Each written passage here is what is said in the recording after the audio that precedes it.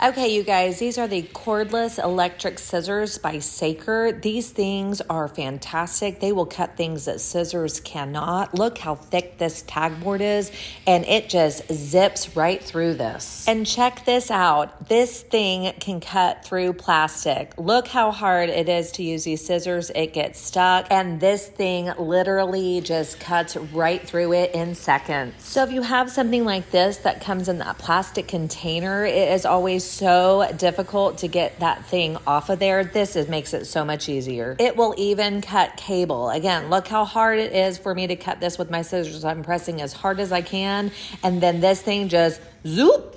And this is just perfect for cutting poster board, not just once, not twice, but 3 times, and this thing cut through that. And if you don't have a recycle bin, this thing is perfect for cutting up pizza boxes so that they can fit into your trash can or old Amazon boxes. This thing works so quick and easy.